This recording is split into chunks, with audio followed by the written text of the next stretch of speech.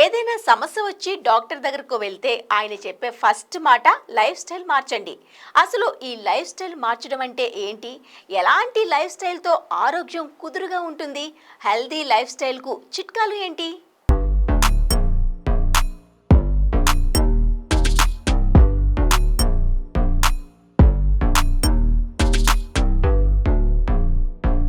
ప్రజల్లో ఆరోగ్య స్పృహ చాలా పెరిగింది. మునుపెన్నడూ లేనంతగా ఇప్పుడు ఆరోగ్యకరమైన జీవనశైలి ఆవశ్యకతను గ్రహించారు.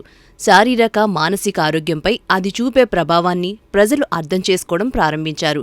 ఎందుకంటే ఇప్పుడు చాలా మంది చిన్న వయసు నుంచే మధుమేహం, ఊబకాయం, గుండె జబ్బులు వంటి దీర్ఘకాలిక వ్యాధులను అనుభవిస్తున్నారు. దీనికి తోడు కాలానుగుణంగా వ్యాప్తి చెందే వ్యాధులు, ఇతర వైరల్ ఇన్ఫెక్షన్లతో పోరాడుతున్నారు. వీటన్నింటి నుంచి తగిన రక్షణ పొందాలంటే ఆరోగ్యకరమైన జీవనశైలిని అనుసరించడం ఒక్కటే మార్గమంటున్నారు వైద్యులు. ప్రతిరోజు కనీసం 30 నిమిషాలు వ్యాయామం చేయటం లక్ష్యంగా పెట్టుకోవాలి. ఇందులో రన్నింగ్ లేదా వాకింగ్, స్విమ్మింగ్ లేదా యోగా ఏదైనా ఉండవచ్చు. శారీరక శ్రమ మీ శరీరాన్ని ఆరోగ్యంగా ఉంచడంలో సహాయపడటమే కాకుండా ఒత్తిడి, ఆందోళనను తగ్గించడంలో సహాయపడుతుంది.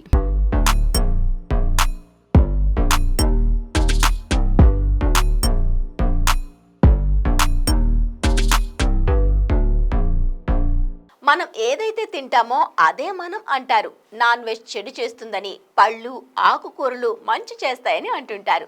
అధిక రక్తపోటు ఉన్న వాళ్ళు యాపిల్, అరటి పండ్లు తింటే మంచిదట. ఫ్రాంటియర్స్ ఇన్ న్యూట్రిషన్ అనే జర్నల్లో ప్రచురితమైన ఓ అధ్యయనం ఈ విషయం వెల్లడించింది. వారంలో 3 నుంచి 6 సార్లు యాపిల్ గాని లేదంటే అరటి పండ్లు గాని తిన్నవారు అన్ని రకాలైన కారణాల వల్ల మరణించే ముప్పు 40% వరకు తక్కువగా ఉంటుందట.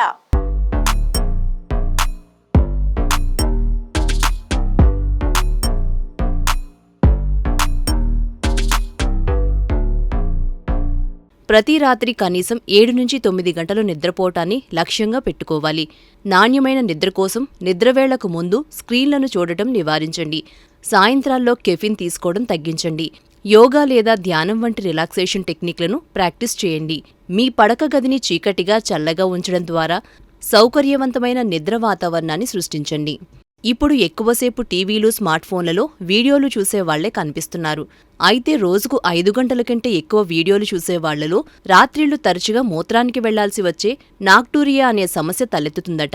ఇది రాత్రి నిద్రకు ఆటంకం కలిగించడమే కాకుండా అధిక రక్తపోటు, గుండె కవాటాల వ్యాధుల ముప్పును పెంచుతుందట. ఎక్కువసేపు తెరలకు అతుకుపోయి కూర్చోవటం టైప్ 2 డయాబెటిస్ ముప్పును పెంచుతుంది. నాక్టూరియా ముప్పు కారకాల్లో టైప్ 2 డయాబెటిస్ ఒకటి కావడం గమనార్హం.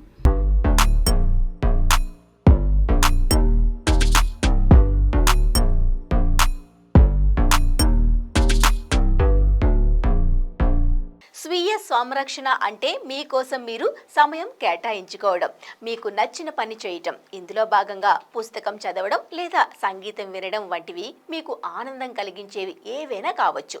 స్నేహితులు లేదా కుటుంబ సభ్యులతో మాట్లాడడం వంటివి చేయవచ్చు. దీనివల్ల ఆరోగ్యకరమైన జీవనశైలి సొంతమవుతుంది అంటున్నారు.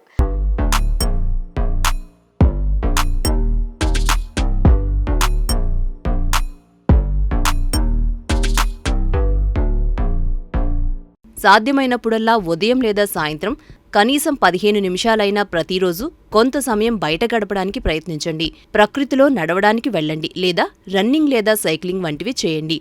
ఇది ఒత్తిడి స్థాయిలను తగ్గించడానికి, శక్తి స్థాయిలను పెంచడానికి, మానసిక స్థితిని మెరుగుపరచడానికి, శరీరంలో మంటను తగ్గించడానికి, ఎముకల దృఢత్వానికి అవసరమైన విటమిన్ డి స్థాయిలను పెంచడానికి సహాయపడుతుంది.